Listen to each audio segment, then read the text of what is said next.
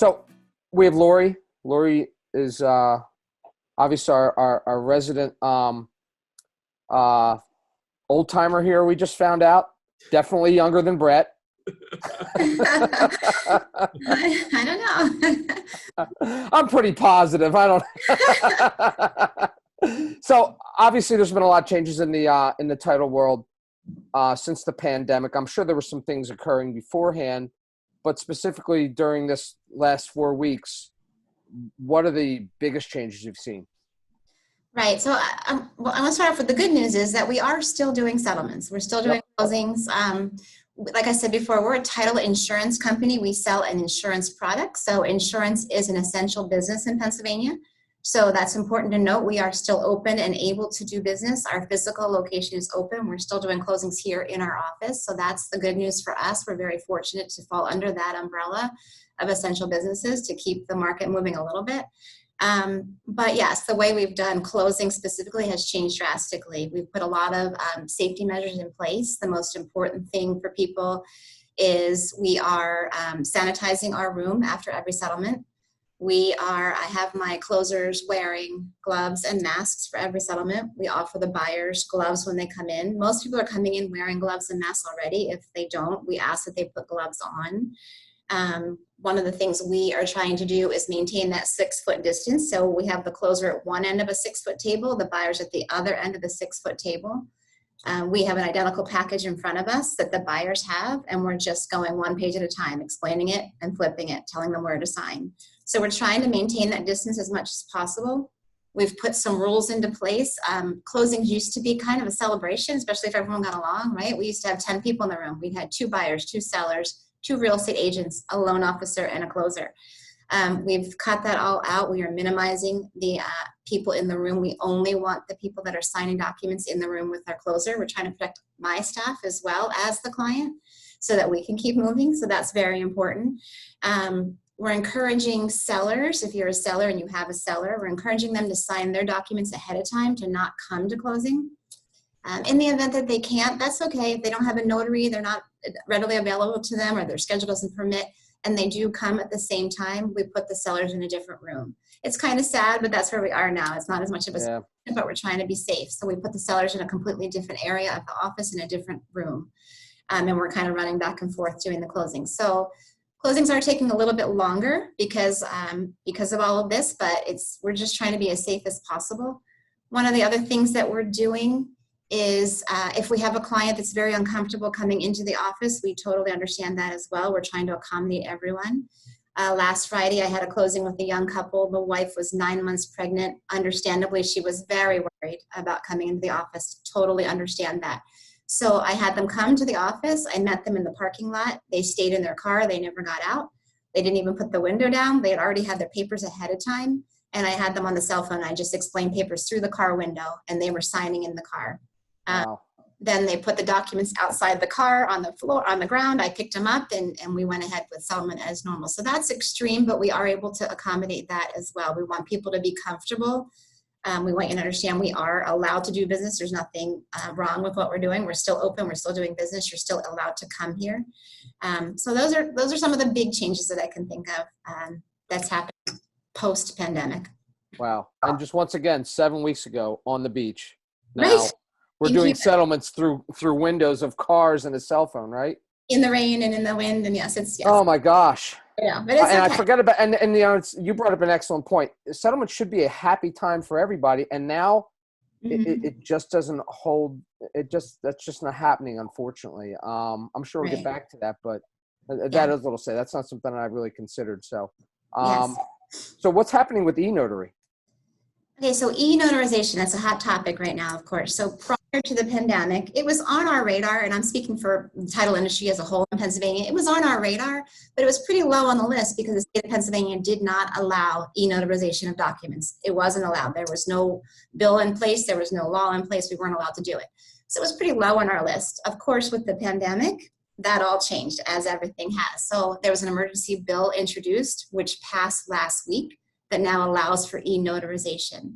So that's the good news. The bad news is we're not quite there yet. There's some steps that have to happen before we're able to utilize the e-notarization.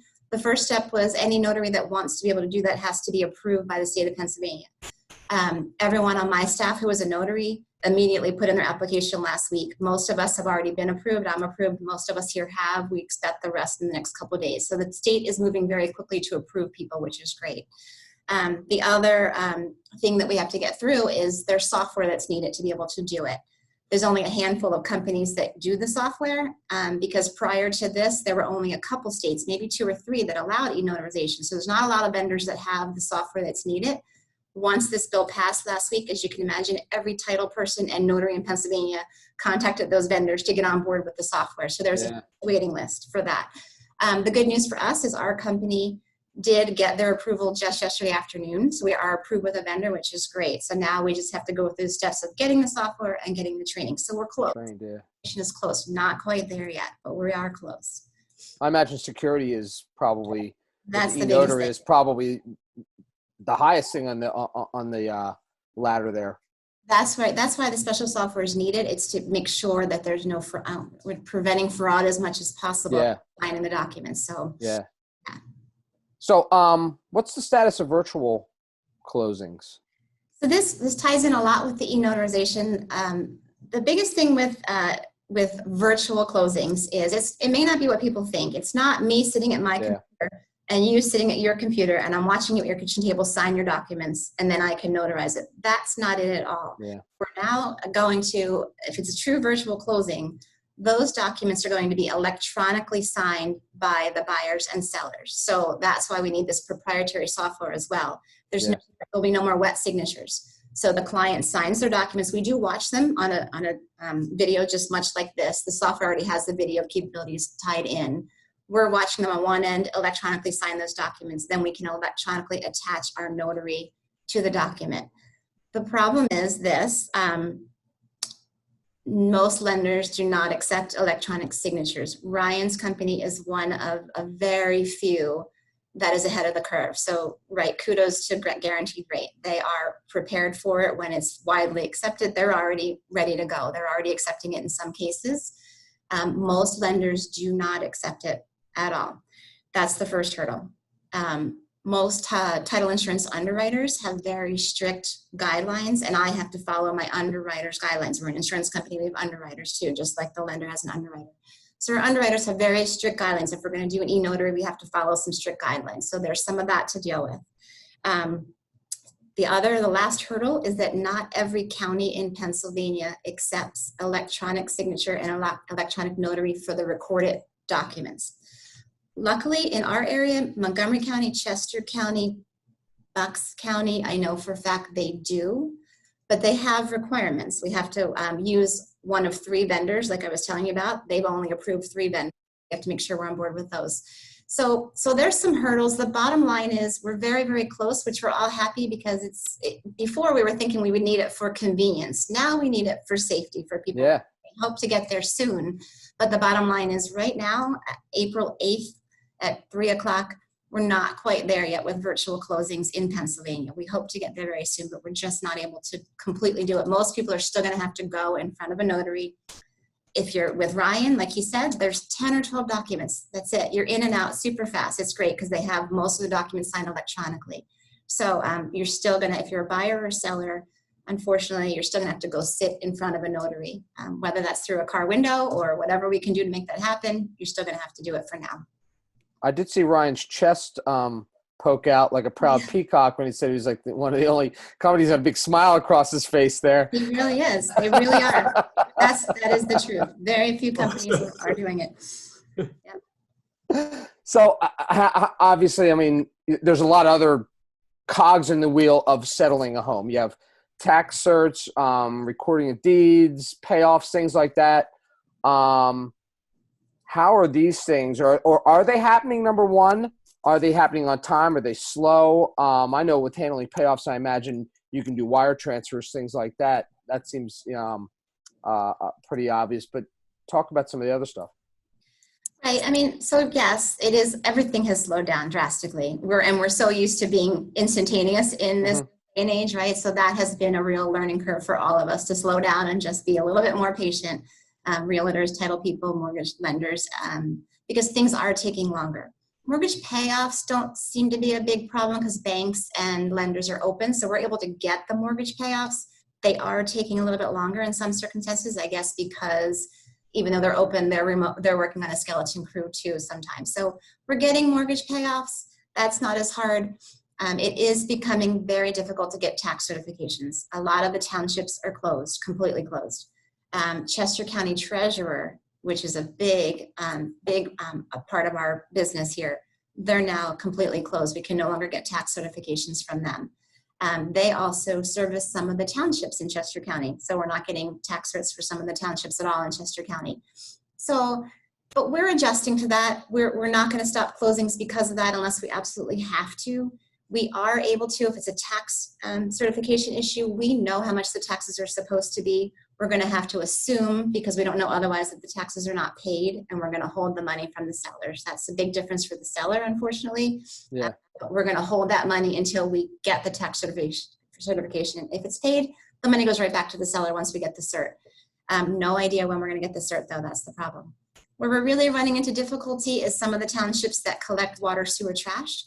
If it's not a quarterly or annually amount that we readily know the amount to hold in escrow, a lot of the townships use usage, and we have no idea how much to hold. So we're asking for a pretty high amount in those cases, or we're asking the sellers to provide us with some back bills to see what your normal usage has been for the past year. That will help us a lot to determine how much to escrow.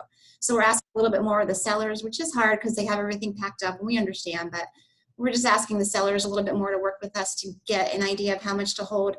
Right now, knock on wood, we have not closed in any circumstances because we didn't have a cert. We're willing to hold the money. We're willing to take the risk and hold that money because we want to keep these settlements happening. We want buyers to get in their new homes. We want sellers to get out of their homes. So we're willing to take that risk right now. It's just we're adjusting as we go. For recording documents, luckily, as of today, April 8th, every county that we work in is recording. They're much slower at it. They only have a few people going in every couple of days to do it sometimes. Delaware County is one of the counties in our area where we do a lot of business, and I know you guys do too, Brett and Dave. They're one of the last counties. They were not doing what we call electronic recording even before the pandemic. They were, most counties are, Delaware County wasn't. So they were slow anyway. Now, a little bit on the antique side. A little bit. So we have to Federal Express the original documents to Delaware County, and they have people going in for a couple hours a day. So they're really far behind in recording, but right now everyone's still recording. That's the good news. The other good news is even when we thought everyone was going to shut down a couple weeks ago, we thought we were all going to be dead in the water, right? And we thought the recorder deeds were all going to shut down. Our underwriters came out and said, we're going to keep settling. We're going to take that risk. If the recorder deeds offices are closing, we're going to take that risk. We're going to still settle. We'll hold on to the documents. We'll record them as soon as we can, and we'll cover the lender and the buyer in that period, what we call the gap period between when we settle and when we can't record. Yeah. So, that's very good. I mean, it's something that we're lucky. My underwriter came right away and said, keep settling. Let's keep moving. We want to keep the economy moving as much as we can. We want to keep these deals going. So very lucky. In that respect. So right now it's not business as usual, I will say, but we are still doing business every day. We're still getting new orders, not as much as we should for the spring market, but we're still here. We're still getting new orders and we're still closing. So that's the good news in all this. I think that spring market is actually going to push to summer. I think so. The summer market, something like that. Brett, copyright that, okay? I just made that up on the fly. Sure. Samantha, can you hashtag that in social media too, please?